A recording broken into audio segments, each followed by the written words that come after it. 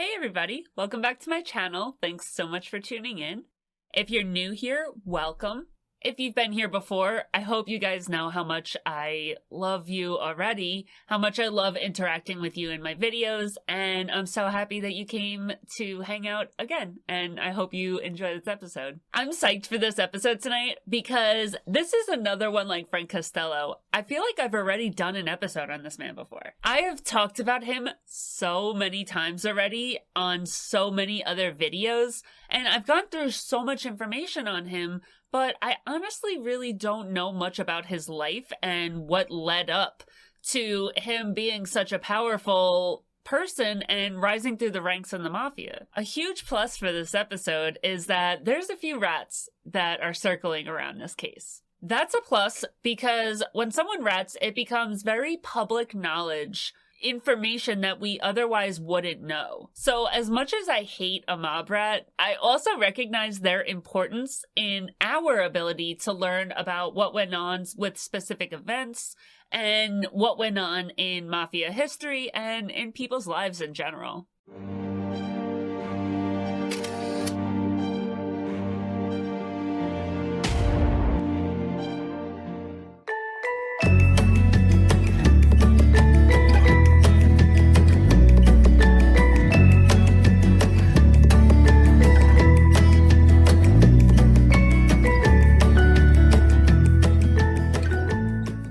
Constantino Paul Castellano was born on June 25th, 1915 in Bensonhurst, Brooklyn. His parents had immigrated to America from Sicily, of course. His father, Giuseppe Castellano, was a butcher, and he was Mafia royalty as well. He was in the Mangano family, which we know turned into the Gambino family, so Paul just kind of walked right in his father's footsteps and climbed into the Gambino family as well. His mother, Concetta Castellano, was a stay-at-home wife, like we see in a lot of these cases. And the pair had two children together, Paul and Catherine Castellano. Paul was never really into school. It just wasn't his thing. His father was a pretty heavy hitter in the Mafia, and he's known from a young age that that's exactly what he wanted to do, to follow in his father's footsteps in the Gambino family. He really loved the flashy Cadillacs, he loved the power that the men exuded,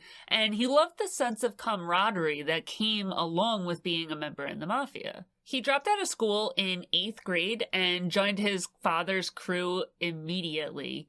And he also followed in his footsteps in his career path as a butcher. So pretty much he is just trying to live the life that his father lived. At 19 years old, he and his friends arranged a robbery. They pulled a pistol on a clothing shop owner and took what was in the register. They each wound up walking away with $17 whopping dollars.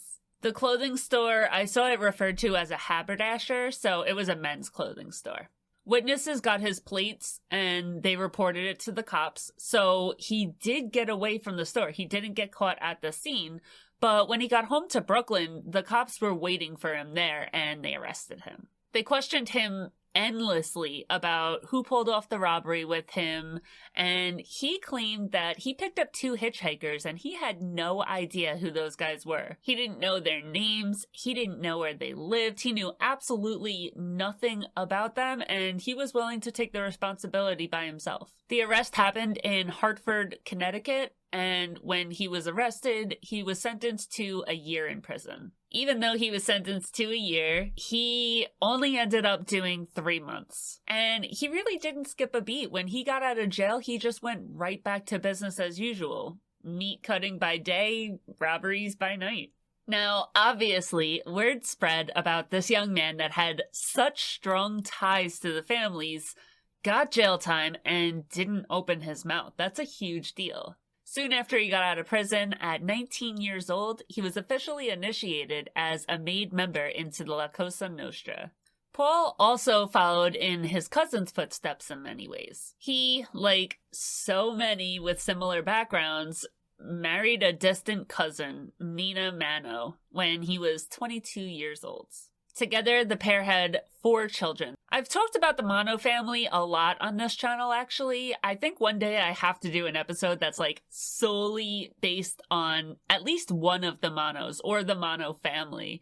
But yeah, Gambino had blood ties to the Manos, which means that Paul had blood ties to them because Paul had blood ties to Gambino. But he still married Nina, and they had 3 sons and 1 daughter together. They named their sons Paul Jr., Philip, and Joseph, and they named their daughter Constance, who they called Connie. He and his father worked together working on an expansive illegal lottery that they had been running for a really long time. Paul also owned a wholesale meat company. So he was making moves out here. Like, he owns a little piece of a lot of things.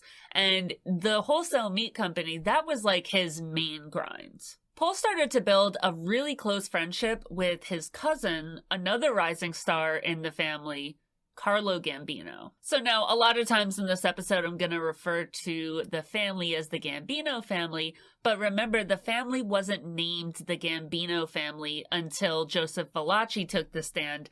So the Gambino family existed well before Carlo Gambino took over as the boss of the family. So remember when I was talking on my Nicolo Rizzuto episode about how it's completely normal for people from the Sicilian regions to kind of do the incest thing because they're so secluded from the rest of the world. We're going to start to see a little more of that here. Carlo Gambino, even though he was Paul's cousin, also married Paul's sister, Catherine.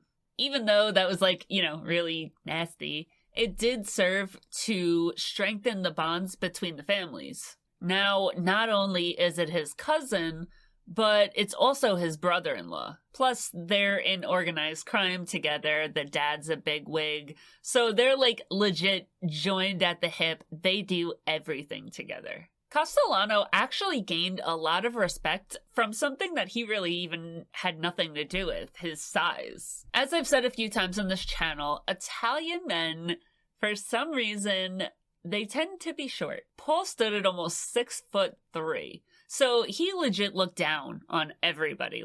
These were peasants. And that made a lot of dudes really scared of him because he was twice their size. Tie that with his rich family history in the Mafia and his strict adherence to Omerta, and you've got a Mafia boss in the making at 19 years old. So Castellano got into the family when Mangano was the boss and Anastasia was the underboss. His father had a trucking company, and the family would regularly use these trucks to run illegal alcohol during Prohibition, and probably well after that as well. For some reason, we see dudes getting arrested for bootlegging well after Prohibition was outlawed. And it looks like the Castellano family was really involved in all of those shenanigans. He also used this time to further his meat distribution company that was called Blue Ribbon Meats, and it made a ton of money. I'm talking a ton of money. He would regularly make large loans, and when the people were unable to pay, he would take a piece of the business. So instead of your typical Mafia guy going and, breaking people's knees and stuff, he is just taking pieces of businesses. A lot of his customers were butchers, so having a piece of that business aligned pretty well with his meat distribution company, so it worked out pretty well for him. After the Castellammarese War was fought and it was finished and the dust had settled, Maranzano and Masseria had both been killed. Gambino was promoted to be the captain at only 29 years old and given a whole-ass crew to himself. Now, if this is kickball and he's choosing the people to have on his team, Paul Castellano is the first person he chooses to be on his crew. Carlo took him along with him on his rise to the top. Carlo made it obvious that he didn't trust anybody that wasn't family, which is probably how he fell upon marriage to his first cousin at 30 years old. When the families were officially put into place after the Castellano War, there was a boss assigned to each of the 5 families that would make up the commission together. The bosses were Lucky Luciano, who led what came to be known as the Genovese family, Joseph Perfacci, who led what came to be known as the Colombo family, Gagliano, who led what came to be known as the Lucchese family. Now, originally, Salvatore Maranzano was put in place as the boss of his family, and they put Frank Scalise in place as the boss of another. The only problem is Salvatore Maranzano was killed pretty quickly after the Castellano War. And when he was killed, Frank Scalise stepped down as the boss and became the consigliere of his family. He gave the title of boss to Vincent Mangano, who led what came to be known as the Gambino family. Joseph Bonanno stepped up to lead the Maranzano family, and I think we all know what family that came to be known as. It didn't take long for Castellano to skyrocket upwards in the family, and he was a capo directly reporting to Albert Anastasia in the blink of an eye. Like, this kid prospered, and he prospered fast. In the Mangano family, Vincent Mangano led the family as the boss from 1931 to 1951, at which time Albert Anastasia ordered his death. He just got tired of him. Mangano was always bitching that Anastasia would do things without his permission, and he was always bitching about the fact that Anastasia was dropping bodies left and right, and he just became a real headache for Anastasia. So Anastasia was like, you know what? You're done. In 1951, after Vincent Mangano disappeared in April of that year, Anastasia stepped up to become the boss of the family. He appointed Carlo Gambino as his underboss, who immediately promoted Castellano. Castellano was his right-hand man and pretty much just followed Carlo Gambino around like a puppy dog.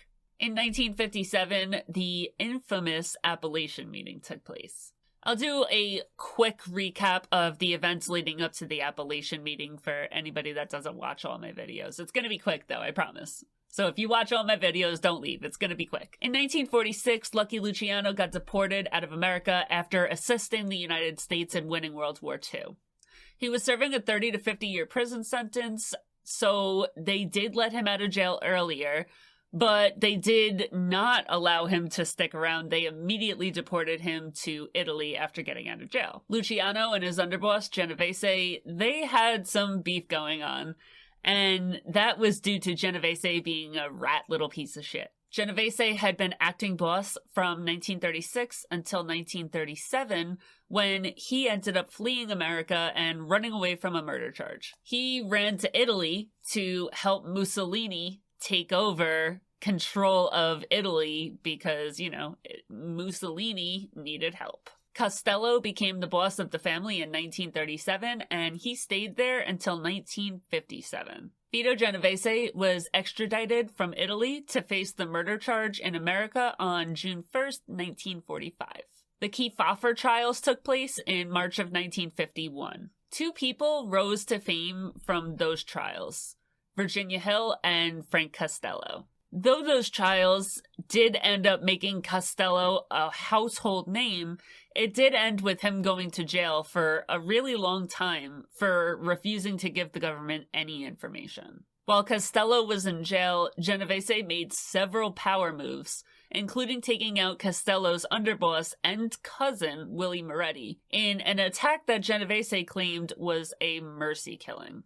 This was a pretty wild situation, so if you're interested in the whole intricacies of what went down and what I just said, go check out my Frank Costello video, because I go way deeper into this in that video. I'm not going to go into it here because I've already done it, but if you're interested, that was a wild ride. So that Frank Costello video is actually really interesting. When Costello got out of jail in 1956, Vito Genovese worked together with Carlo Gambino to take out the bosses of each of their families so that they could step up and take on the position of boss themselves. Genovese had a protege, Vincent the Chin Gigante, kill Frank Costello on May 2nd, 1957. Gigante was a very bad shot, and he ended up just clipping him in the head, and his hat caught more of that bullet than his head did, and Costello ended up living. Costello didn't find the battle worth it. He didn't want boss that badly, so he stepped down and gave the position of boss of his family to Genovese. Genovese worked with Gambino to take down the boss of his family, Albert Anastasia. Anastasia was killed on October 25th, 1957, while getting a haircut and a shave at the Park Central Hotel. After Anastasia died, Genovese called the appellation meeting to order so that they could officially name Carlo Gambino as the boss of the family. A lot of people told him it was a bad idea because there was a current big mafia meeting going on in Italy. And the area that they planned to have this meeting go down had a history of not having control of the cops. Genovese didn't listen, and every powerful mafia figure was called to gather in Joe the Barber Barbera's house in Appalachian, New York on November 14th, 1957. The meeting was raided. If you read up on it, it'll tell you that it was raided because, cops noticed a lot of really nice cars coming into town, yada yada. It's not true. That's not what happened. They had a wiretap and they knew the meeting was coming weeks before it happened, so they just ended up arresting everybody. The appellation meeting was significant for Paul Castellano because he was in attendance. He was one of the youngest people at the entire meeting. He was only 42 years old, and this meeting was for seriously heavy hitters. So, if you got arrested because you were at the appellation meeting, you were a bigwig in the mafia. He was looked at like a kid, but the guest of honor to the meeting was Gambino, and Castellanos Gambino's boy. So, he's got to show up and, rep them colors. When he was arrested at the meeting, police tried him and required him to give up information on the reason for the meeting and the people that were in attendance. Just pretty much you have to give us information. It's not a question, give it to us. They had only caught about half the dudes that they knew were in attendance. A lot of them were able to get away, and they needed more information. This is something I've talked about multiple times in my videos, but if you haven't seen my old videos, I will reiterate. I have no idea how this happened. I really don't. It's against the Constitution. It's against the law. It's against everything that's supposed to make America America. But it still happened. Castellano did what many mafia members that had been tried at the appellation meeting or the Kefauver meetings had done. He pled the fifth. He did not cooperate and refused to give up absolutely any information, and he was found guilty of being in contempt of court and for conspiracy, and was given a 5-year prison sentence. It's always been wild to me that these guys get locked up for pleading the fifth. Until I started researching the mafia and its history, I was always under the impression that you could just plead the fifth and shut your mouth, and that they couldn't require you to testify if you did that. But you would be surprised at how many people got thrown in jail for really long periods of time just because they refused to testify against themselves at the Kefauver trials or at the appellation meeting trials. After 7 months in prison, Castellano won his appeal and he was released from prison. He got even more respect from this whole situation because yet again, he proved that under pressure, he was going to keep his mouth shut and he wouldn't speak to authorities and he wouldn't flip. At this time, his meat distribution company had grown into a gigantic corporation that he called Dial Meat Purveyors Incorporated.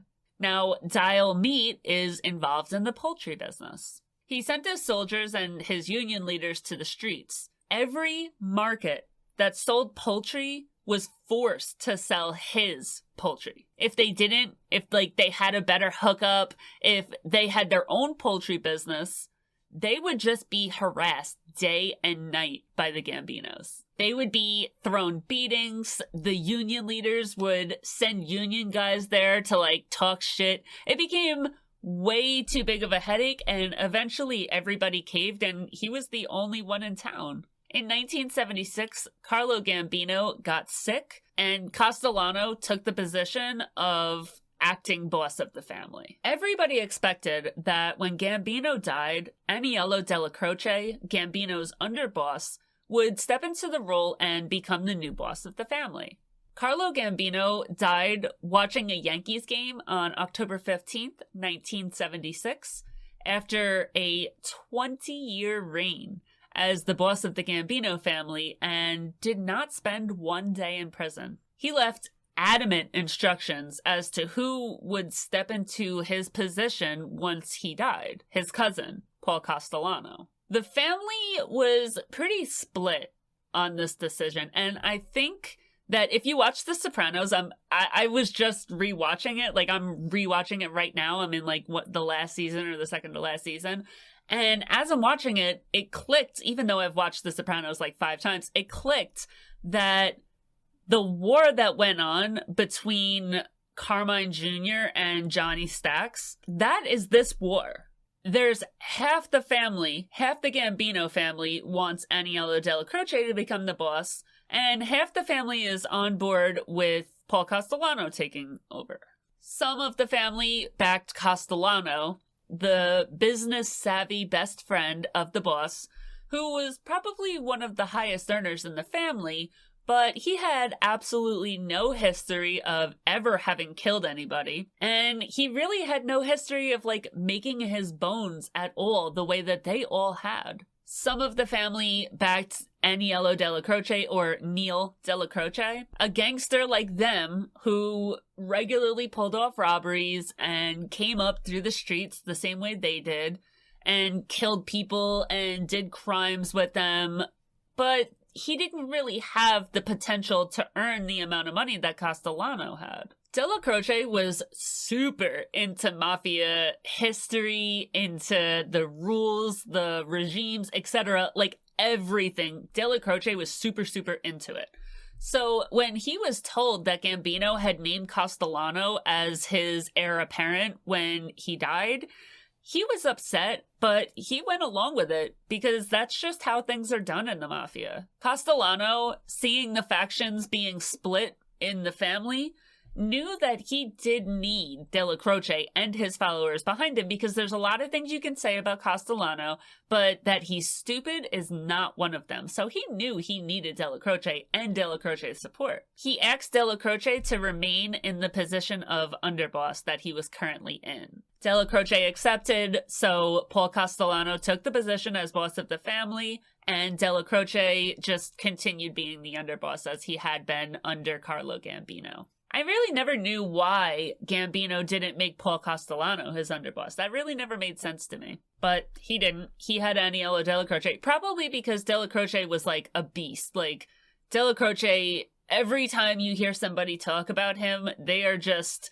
in love with him. Like, all the street soldiers, they loved this man. So it kind of makes sense. During his time as boss of the family, Castellano had came to be known as the Howard Hughes of the mob. He also came to be known as Big Paulie. Men in the family even would call him PC.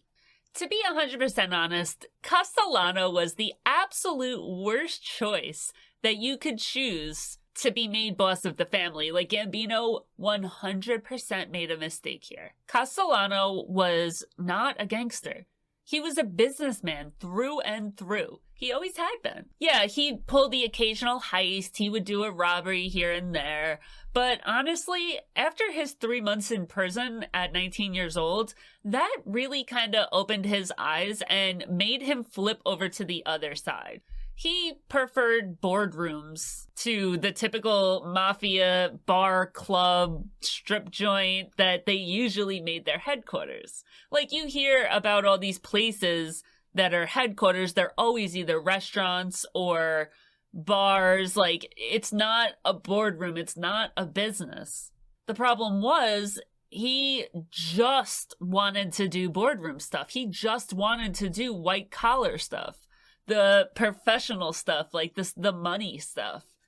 He didn't ever want to get his hands dirty. That's fine for a top earning member of the family. Like, there's plenty of guys like that in the Mafia. But when you're boss of the family, you kind of gotta lead by example. The Gambino family was, is, always has been, and always will be the most powerful family that there is. It just is the way it is. You know what the Gambino family is full of? Gangsters. They wanted to see somebody like them in the position of boss of the family. Gambino was the best. He loved the professional side, but he would get down and dirty. He would kill somebody and he did not feel bad about it. He was business savvy, but he also fully participated in the crazy murders that happened in the Castellammarese War.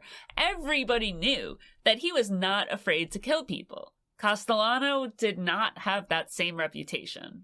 The rest of the guys in the family, they're out here like, OGs, like they're killers, they're hijackers, they're bank robbers, store robbers, they're doing the dirty shit. Paul continued the work that he and Gambino had started. He carried on in his rise to the top of the business world with what he called white rackets.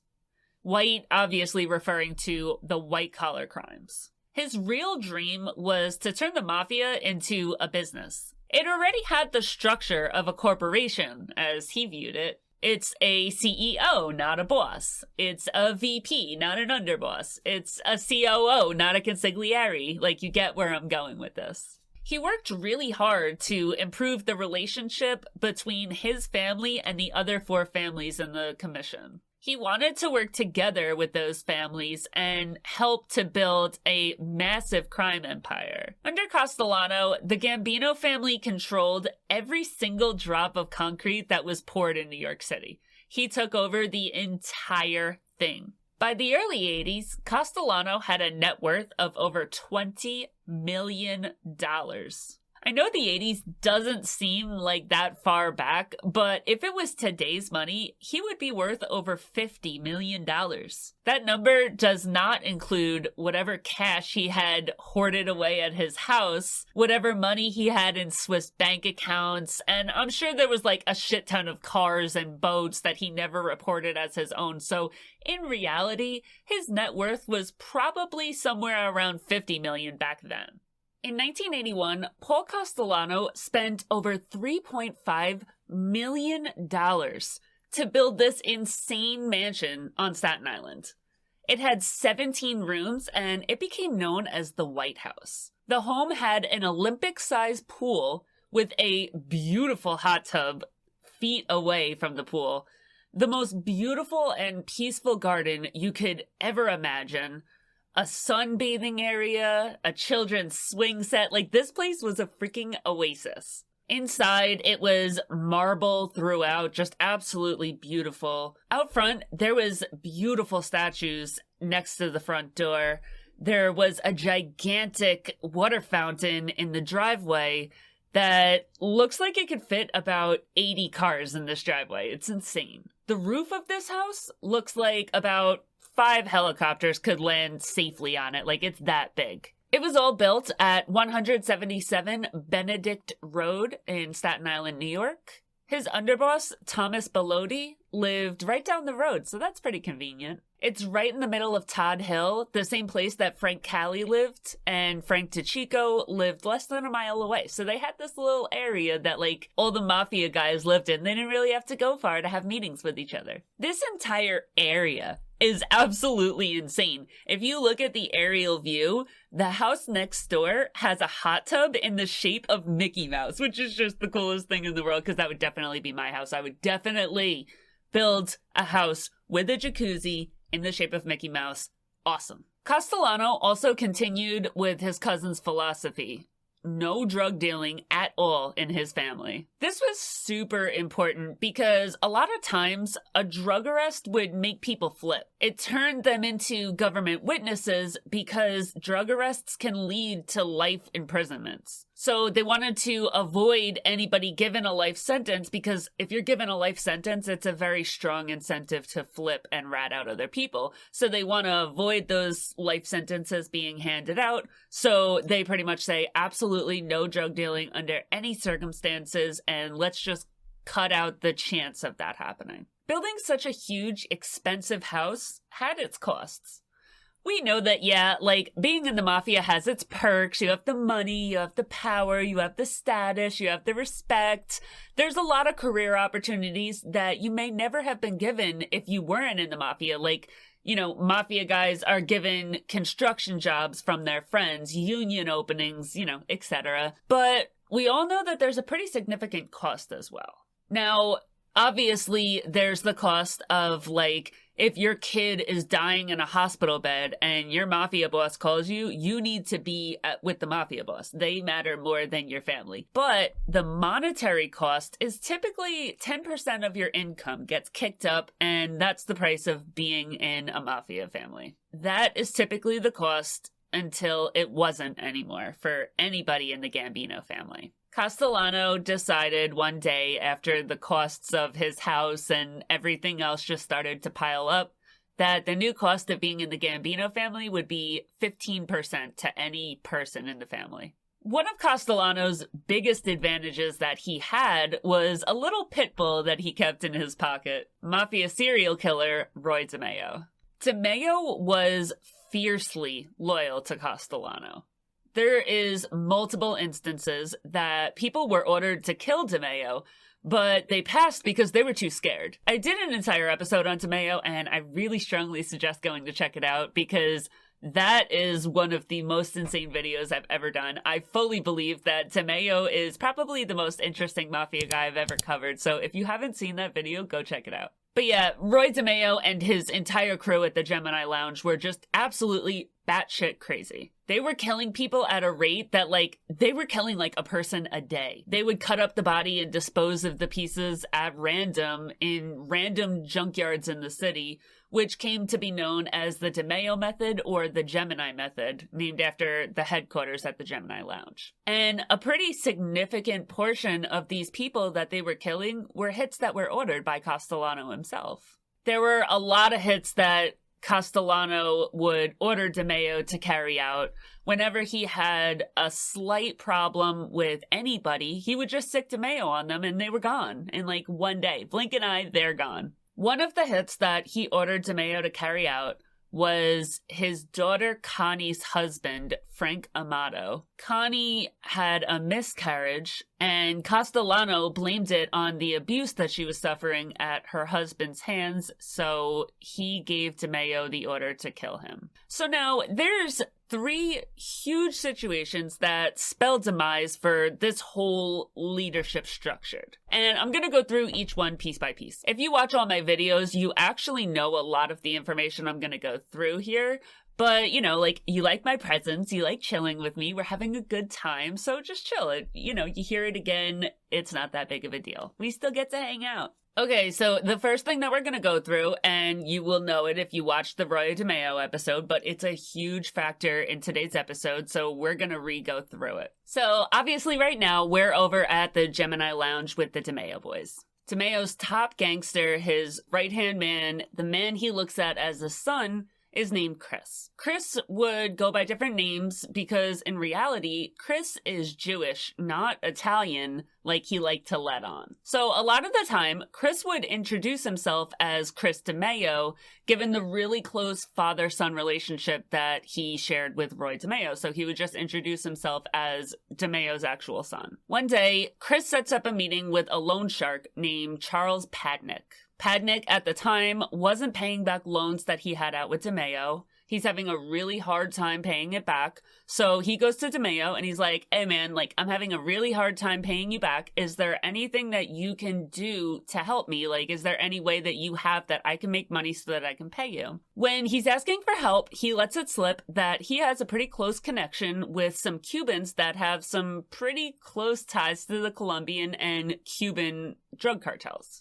As soon as DeMeo hears the word cartel, his eyes get big dollar signs in them. DeMeo goes to Padnick and he's like, all right, listen, I will help you make a shit ton of money so you can get these loans paid back. Set up a meet with my boy Chris and your dude, and let's connect Chris with the cartels, and any business that we do with them will pay you a finder's fee, and that's how you can make the money back to pay me. So Padnick sets up a meeting in Florida between Chris and the cartel dude. Chris introduces himself to William Serrano, who is the cartel connect, and he introduces himself as Chris DeMeo. Serrano is not in the cartel. He is like the middleman, but he doesn't tell Chris that. He sets up a deal with the Colombians, but again, Serrano does not say word number one to Chris that he's a middleman. He's not actually in the cartel. So he just tells Chris that he can get drugs and he can get the business done for him. So Serrano goes back that night and he calls the cartel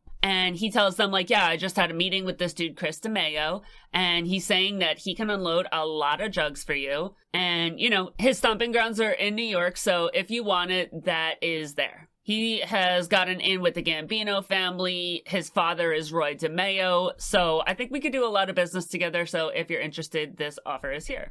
So there's this leader of the Colombian cartel that's only known as El Negro. I'm pretty sure that El Negro is Jorge Pabon, a partner of Pablo Escobar, but I'm not 100% sure, but I'm pretty sure that's who that is. So Pabon is like, I bet, let's set up a trial run and we will give them a kilo of coke and we'll see how that goes. Gives him a kilo, deal goes off without a hitch. He has the money like by the end of the day and everything's great. He's like, all right, cool. This seems legit. Like, let's set up a large scale relationship. So, again, they set this deal up. DeMeo does not know that Serrano is not the cartel connect. DeMeo thinks that the drugs are coming from Serrano. DeMeo thinks that Serrano is in the cartel and he's not answering to anybody. He's not telling anybody any moves that he's made. And he sets up a deal so that he's going to supply 12 kilos of coke to Chris DeMeo, who is going to distribute it in New York and give him $500,000 for the 12 kilos. As much as Pabon likes Serrano, he doesn't all the way trust him. So he sends out his bodyguard, who is also his cousin and like his right-hand man, and he also sends out his baby mama to go with Serrano to get this deal done, because baby mama has never seen New York, and she's like, oh, I want to be a part of it, and, you know, she's a boss-ass bitch too, so she is down for this. So Serrano, the baby mama, and the bodyguard slash cousin slash right-hand man, they all head out to Serrano. And then Serrano and the three all head out to New York to head for DeMeo. Within minutes of these four touching ground in New York, they are all shot and killed, and their body parts make their way to the Fountain Avenue dump, Gemini style. The Gemini crew did not want to pay the $500,000 for the drugs. They just wanted the drugs, so they killed all four members that came with the drugs so that they could keep the drugs and keep the money. Now, Pabon doesn't hear from his cousin or his baby mama. He starts freaking out, obviously. He calls Padnick's wife, and he's like, what the hell is going on? I need to know what's going on. Padnick's wife is like, I don't know. I haven't heard from him. And Pabon is like, okay, well, let me talk to your son. And she's like, no, my son is taking a nap right now. So she doesn't give the message to her son, and she's just like, I don't know. I haven't heard from him. I'll let you know if I hear from him. Now, again, Chris has absolutely no idea that there is a figure behind Serrano. He has no idea that Serrano is going back at the end of the day and telling people who he's meeting up with and any particularities. He thinks that this is just, you know, a powerful person in the cartel that he's dealing with. But in reality, Serrano had reported every single word of these meetings, and the fact that he was meeting with Chris DeMeo, so he reports all that to Pabon and Pablo Escobar. So they're fully aware that this deal is going down. They're fully aware of everything. Now, this is not the only contact that the Gambino family has with the cartels. They work together pretty often. Now, I told you that Pabon had called Padnick's son, and, you know, the mom was like, no, he's napping. He can't talk right now.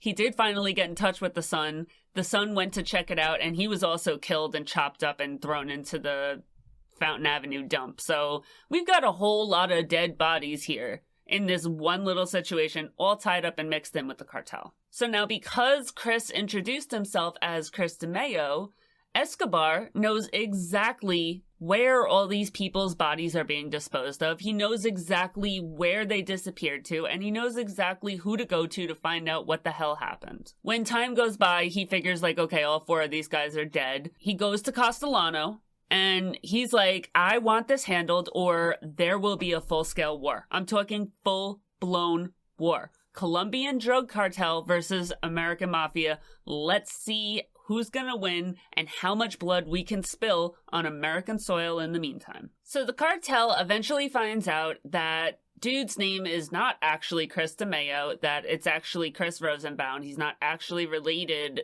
to DeMeo. He's not actually a member of the family. And El Negro is actually really freaking chill about the whole situation. He pretty much is like, listen, I just want Chris dead. That's it.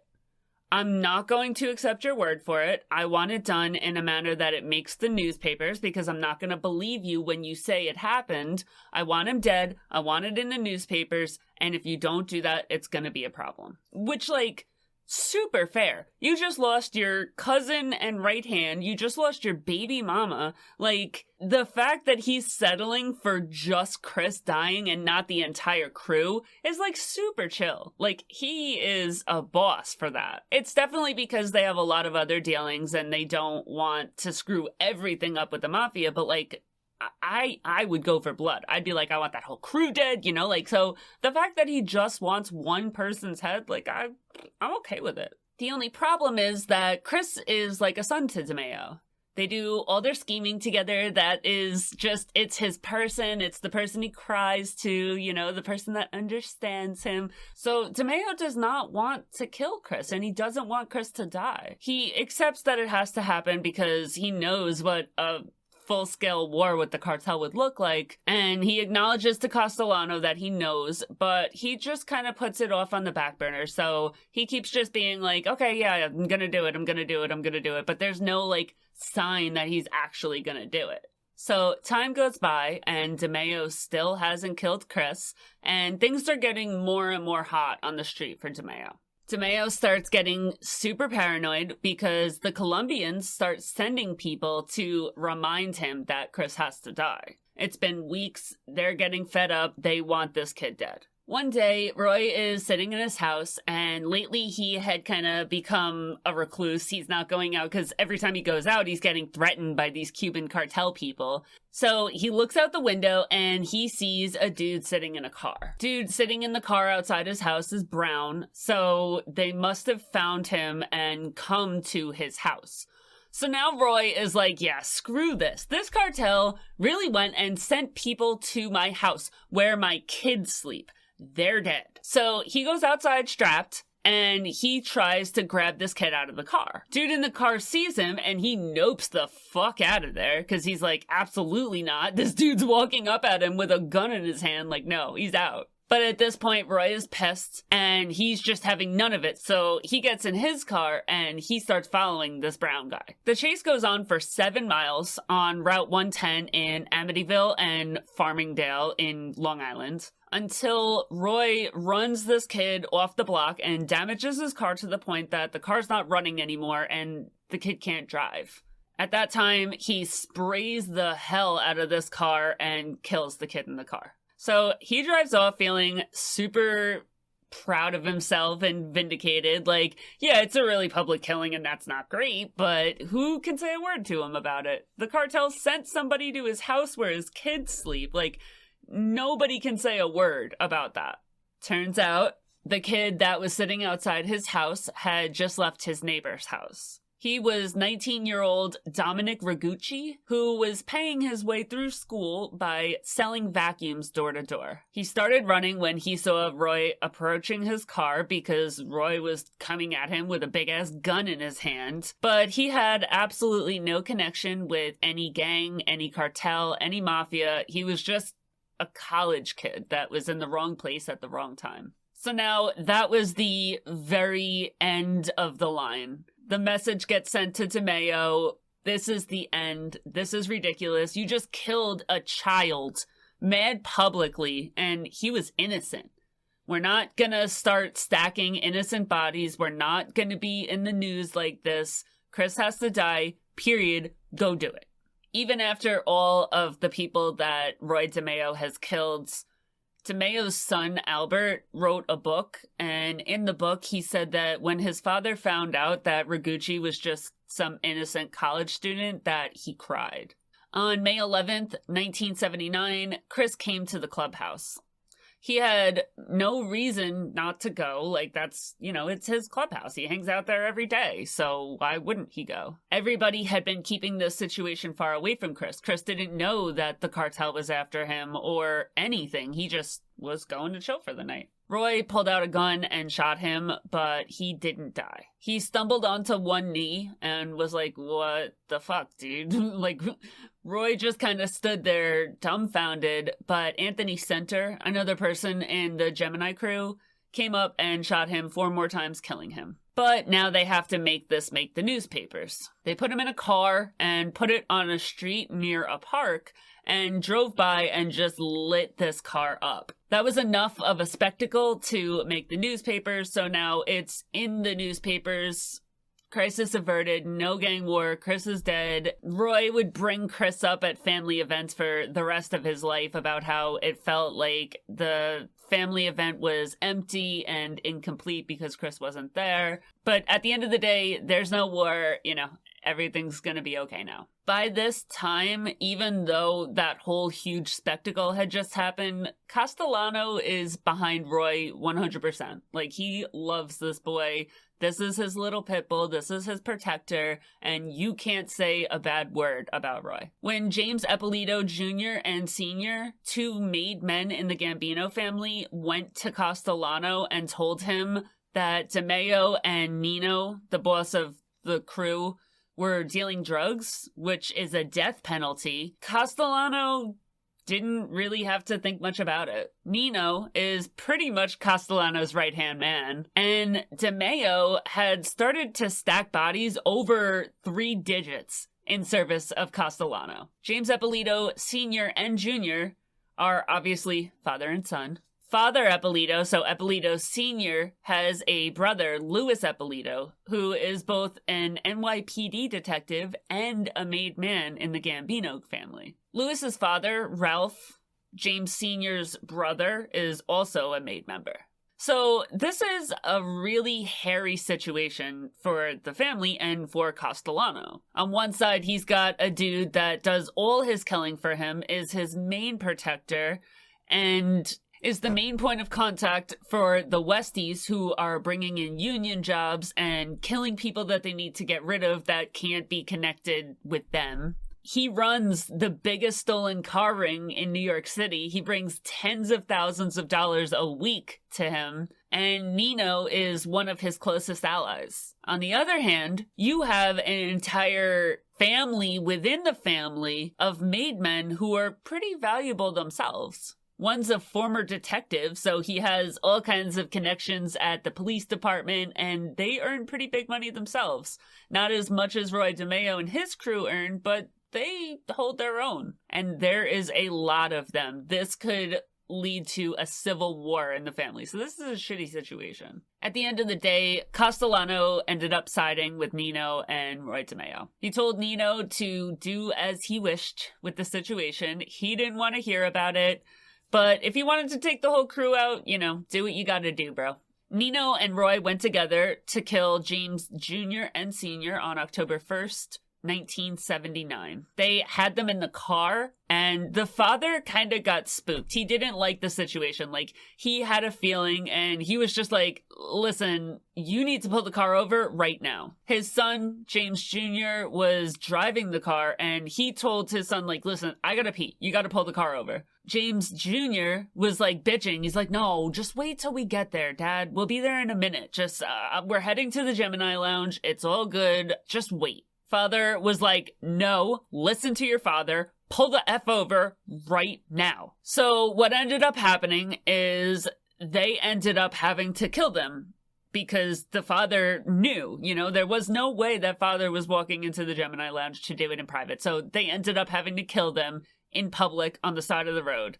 And somebody witnessed it and told the cops about it. Nino ended up getting caught after a police chase and a firefight with the arresting officers.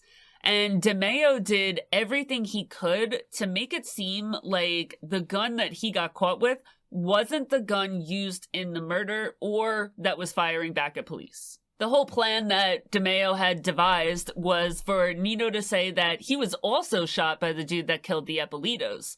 And him having a firefight with the cop who didn't identify himself as a cop was just like a wrong place, wrong time situation. Obviously, it's never gonna work, but they're gonna give it their best try. Nino ended up having a friend who had a daughter on the jury, so he did end up getting off on that charge. But after this event, the FBI put a tail on DeMeo. Between Chris getting killed in that very public way that had to make the newspapers, the disaster with the cartel that DeMeo and his crew had stirred up, Nino being wrapped up in this murder and then found not guilty, but the FBI being put on him, it's pretty clear that DeMeo and his crew are going to get arrested. And he was going to go down, and it was going to happen soon. Castellano was convinced that if DeMeo is arrested, he would be given a life sentence, and there's no two ways about it, he's gonna rat him out. So he decides DeMeo has to go. He cannot risk DeMeo getting arrested and flipping, because DeMeo has knowledge and has carried out all of these hits on behalf of Castellano. Under the RICO law, any person that commits a crime under a boss, the boss can get charged for that crime.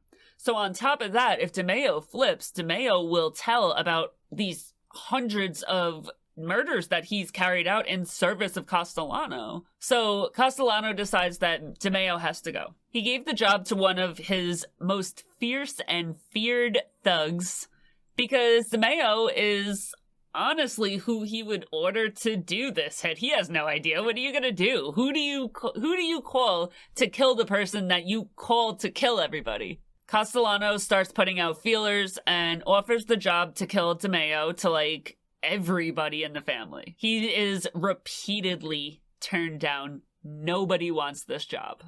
Everybody knows about DeMeo and the crew of killers that he has around him.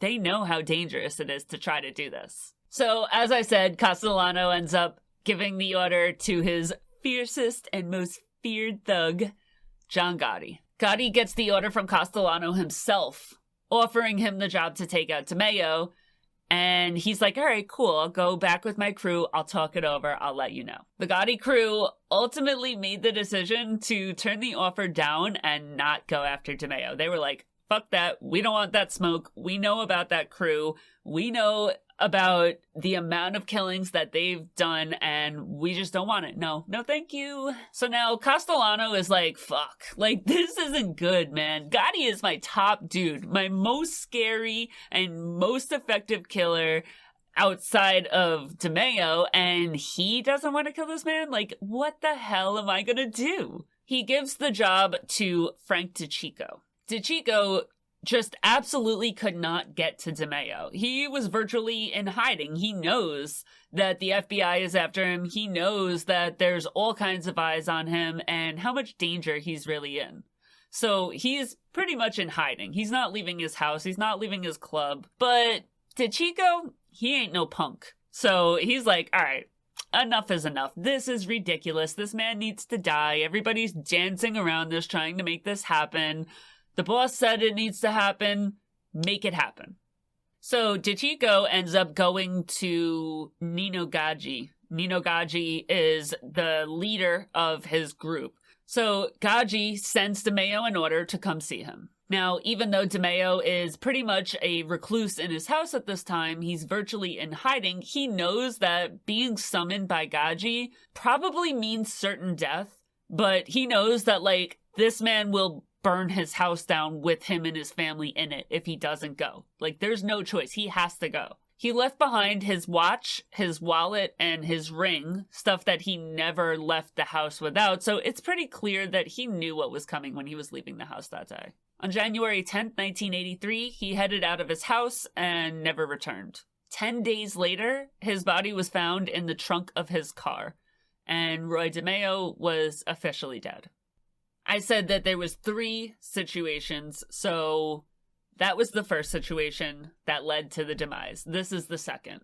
One of Castellano's top-earning crews was the crew that mainly hung out at the Ravenite Social Club in Little Italy. Honestly, this location is just pretty much the headquarters of the entire Gambino family. Carlo Gambino had originally purchased the location, and he gave it to Aniello Della Croce to handle the triggermen under him from this location. At the Ravenite, Della Croce had chosen a new protege, an up-and-coming hood named John Gotti. Gotti and his crew were very well known to be drug dealers, but everybody just kind of looked the other way because he was bringing in a shit ton of money. And they're funneling a lot of it up to the top. Gotti's top man, Angelo Ruggiero, was one of the biggest heroin runners in New York. So when Castellano put out a solid rule, like absolutely no drug dealing under any circumstance, if I hear even a whiff that you're drug dealing, I will take you the F out, I promise. That had a pretty big impact on the Gotti crew. Pair that with the uptick in percentage of Castellano asking, he goes from the standard 10% that everybody else on the Mafia pays up to 15%. And you're squeezing these guys of money that they don't have because they're not able to produce money that they weren't able to get from drug dealing. And it just became a really bad and toxic environment over there. One day, Angelo Ruggiero's brother, Salvatore, was flying an airplane with a whole shit ton of heroin in it. He and his wife, Stephanie, were flying one of those, two-passenger, scary-ass little airplanes when it went down in Tybee Beach, Georgia. And that was, a half hour away from where I was stationed for the last 3 years. So when I did my John Gotti episode and I told this story, I was super excited about that fact. And I still like it because it's so close. When the feds recovered a whole shit ton of heroin from the downed plane, they knew that this guy had to be a pretty big-time drug dealer. When they made the discovery, they looked up Salvatore and who Salvatore was associated with, and Salvatore is pretty publicly BFFs with his brother, Angelo Ruggiero, who is a known member of the Gambino family. This was all the FBI needed to get a warrant and place a wiretap in Angelo Ruggiero's house in Cedarhurst, Long Island. Angelo was very well known for his penchant for gossip, and the wiretap yielded unbelievable results. Not long after the wiretap was placed, Gene Gotti and Angelo Ruggiero were arrested for dealing heroin. Now, obviously, Castellano is pissed that Angelo is arrested for drugs, even though he had put out that solid rule that there's no drugs, and there was no exceptions, no circumstances which it would be okay. Dealing drugs is an absolute death sentence. So now, when he's arrested, Angelo is given access to the tapes that were accumulated while the wiretap was in place. Castellano called Angelo and he's like, hey dude, I told you not to drug deal. And Angelo is like, no, man, listen. These guys made it up. I am not a drug dealer. They're liars. I haven't dealt drugs in years. I swear to you, none of it's true. I pinky promise. Castellano is like, I bet. Cool. I'll believe you. Run me them tapes, though. I want to see the tapes. And Angelo is like, I don't have them on me right now, but I'll get them to you. Soon. I promise, soon. Castellano is like, all right, cool. You better get them to me, and you better get them to me soon. So now time's going by, and Castellano goes back, and he's like, okay, so where are the freaking tapes? Now, Angelo at this point is just straight out like, no, I'm not giving them to you. Screw you. And he's refusing Castellano's order. Obviously, Ruggiero does not want to provide these tapes because it proves that he's a drug dealer. Castellano goes to Gotti, and he's like, hey, Ruggiero is your man. If you don't get me those tapes, I'm taking your rank and I'm breaking up your crew. The following year, Paul Castellano was arrested and the Mafia commission trials started. The Mafia commission trials were initiated after the wiretaps at Ruggiero's house heard Ruggiero talking about orders that he had gotten from Castellano and identifying Castellano as the boss of the family. Also, talking to other bosses of other families, talking about other bosses, discussing all kinds of crimes, everything that could be accumulated on this wiretap was. And they built the Mafia commission trials off of them. Now, Castellano knows where these charges came from, and he is pissed. He's mad. He's out for blood. But at the same time, he does know that Gotti is a really good leader. So when he gets arrested and goes to jail, he leaves him in place as one of the acting co-bosses of the family. He puts Gotti in place with Thomas Bellotti and Thomas Gambino as the leaders of the family. On February 25th, 1985, Paul Castellano was arrested as the boss of the Gambino family. Along with him, Aniello Della Croce was arrested as the underboss of the Gambino family. From the other families, Anthony Fat Tony Salerno was arrested as the boss of the Genovese family. Anthony Tony Ducks Corallo was arrested as the boss of the Lucchese family. Philip Rusty Rastali was arrested as the boss of the Bonanno family. Gennaro Jerryland Langella was arrested as the acting boss and official underboss of the Colombo family. Salvatore Tom Mix Santoro was arrested as the underboss, and Christopher Chrissy Tick Fernari were arrested as the consigliere, both of the Lucchese family. And Ralph Little Ralphie Scopo was arrested as a soldier in the Colombo family. Now, this is the biggest arrest in Mafia history. They were arrested for crimes ranging from narcotics trafficking to loan sharking, gambling, right? Labor racketeering, extortion against construction companies, just exactly what you would expect to see in a mafia arrest, you're seeing in all of these arrests.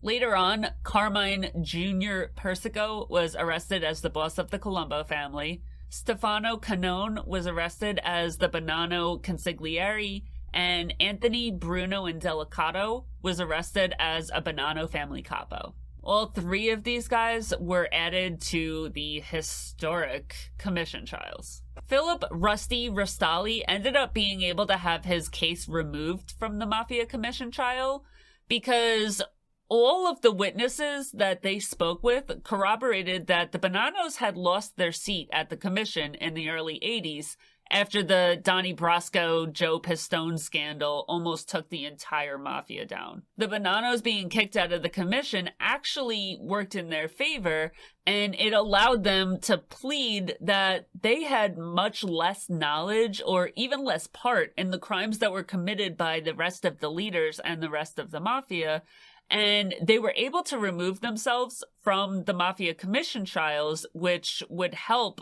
the Bonanno leaders get a lot easier of a time at trial. So everybody that had been arrested in the Mafia commission trials, pretty much the whole mafia is scrambling. This is the biggest hit that has ever come their way.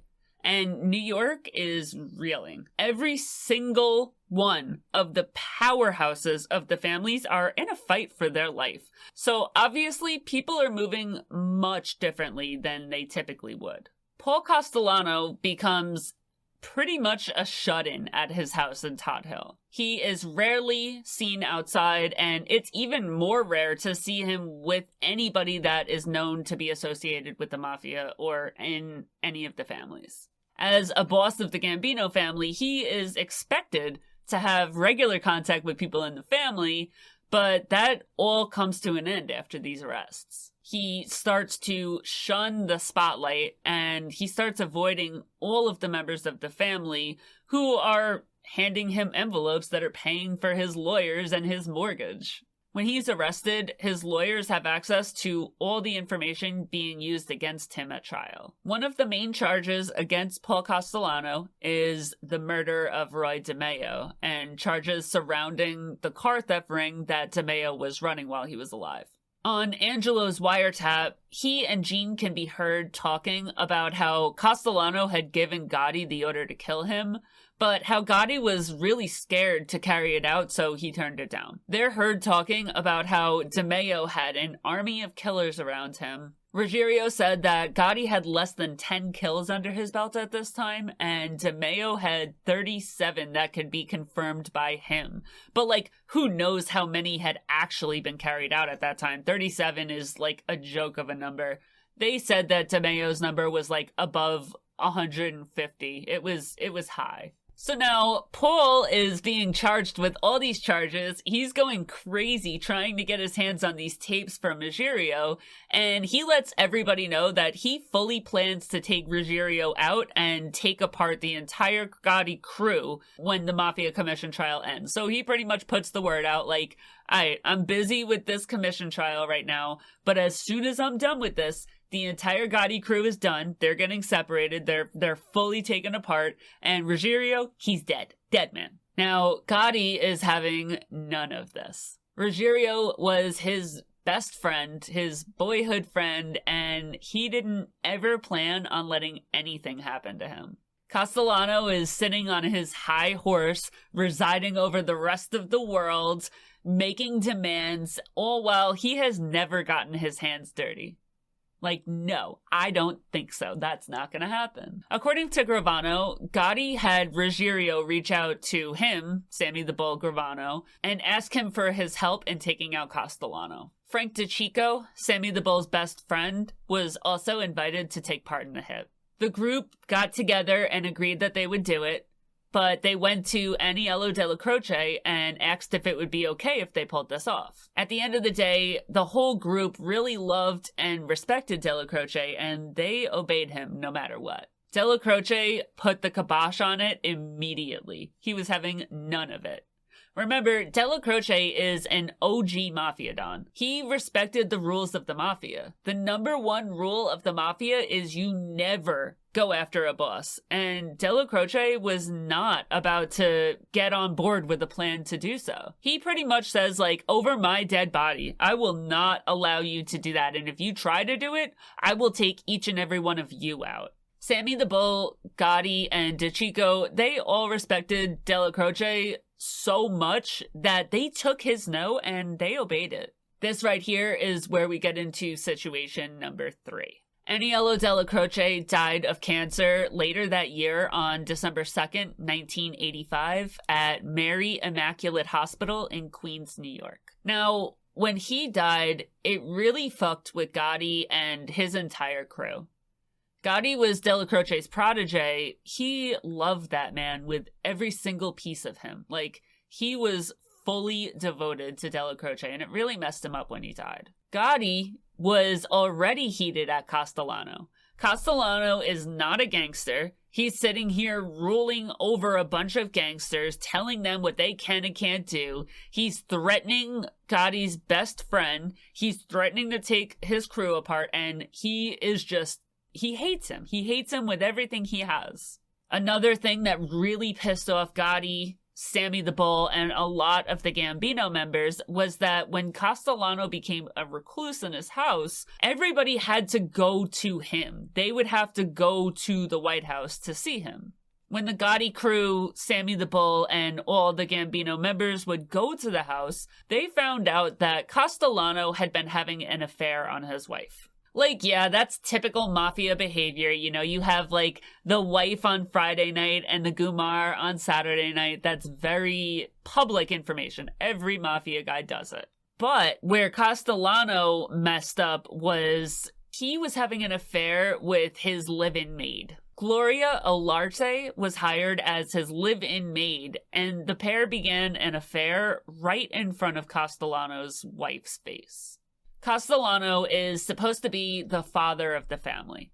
He is supposed to set an example, but he is outright disrespecting the shit out of his wife with a mistress living in the house that she lives in. Paul even went as far as to get a penile implant because he was having some ED due to his diabetes. He told a few people about that, and word got around, and it just looked like the least manly thing that anybody had ever done before in the history of ever.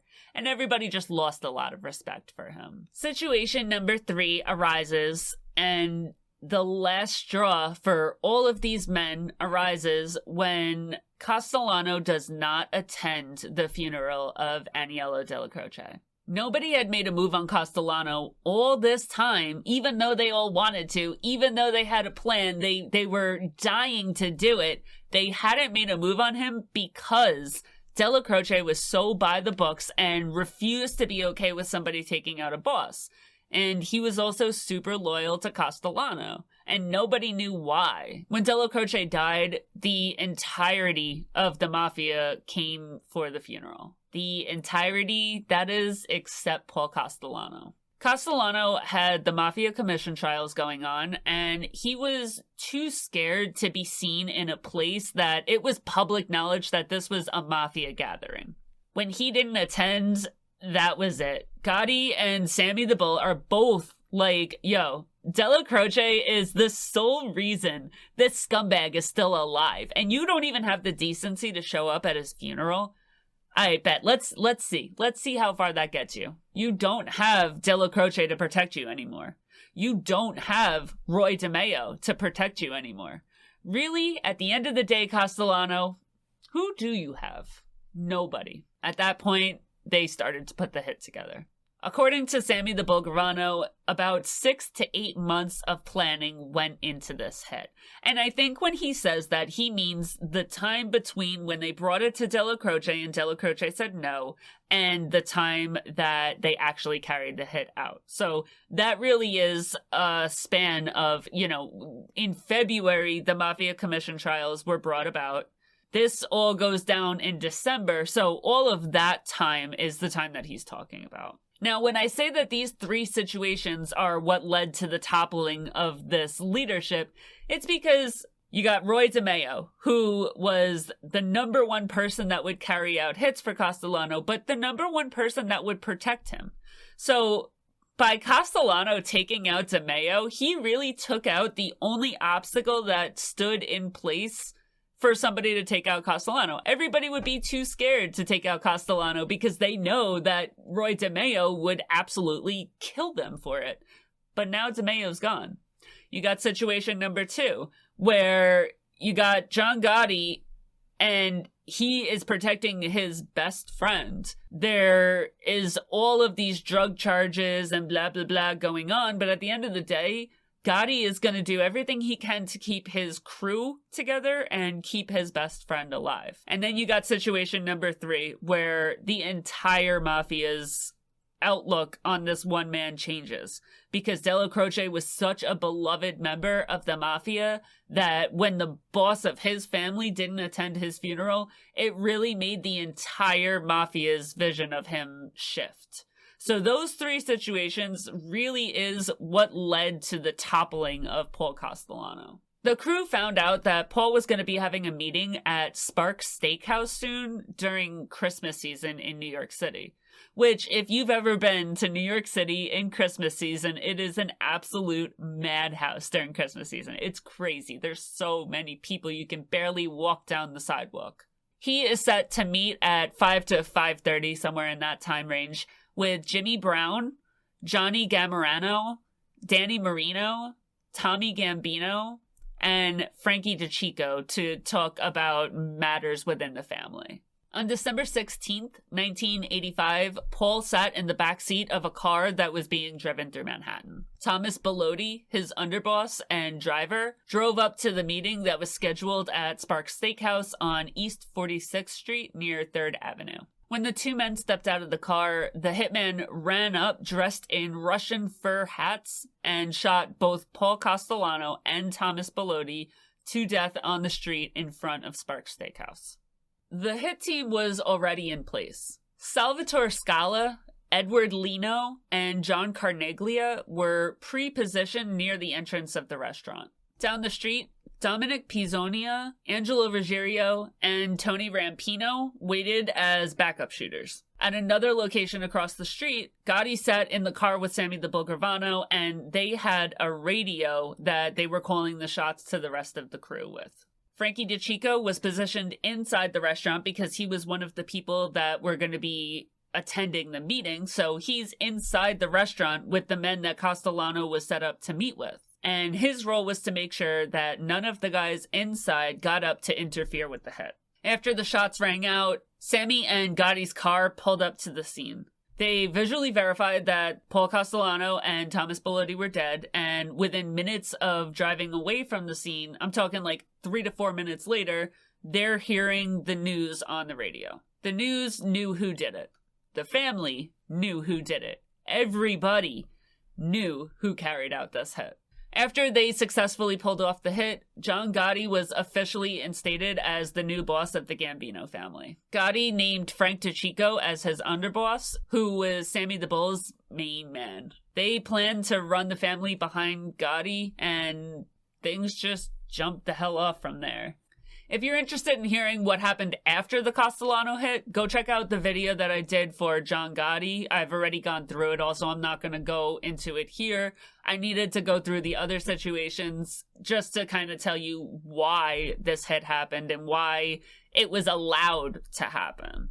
Two of Paul Castellanos' sons, Joseph and Paul Jr., own a chain of rib restaurants called Bobby Rubino's. They also own a poultry wholesale company and a pasta concern like their father. They are wildly successful, rich, and very powerful men. They were never known to be involved in mafia affairs, and they not only continued their father's business ventures, but they started and ran their own as well. Castellano was refused a public funeral from the Catholic Archdiocese, which is pretty normal. The Catholic Archdiocese, they pretty often refuse any mafia criminals or criminals in general to have a public funeral. There was a wake and hundreds of people showed up to pay their respects to Castellano. John Gotti was not one of them. So, that is all I have for Paul Castellano. This was a bit of a long one, and it incorporated a lot of the other episodes I had already done, so I hope that you enjoyed it and didn't get too bored from repeated information. I hope you had a good time hanging out tonight. Please don't forget to like, share, subscribe, follow, do all the things, and I'll see you next week. Bye!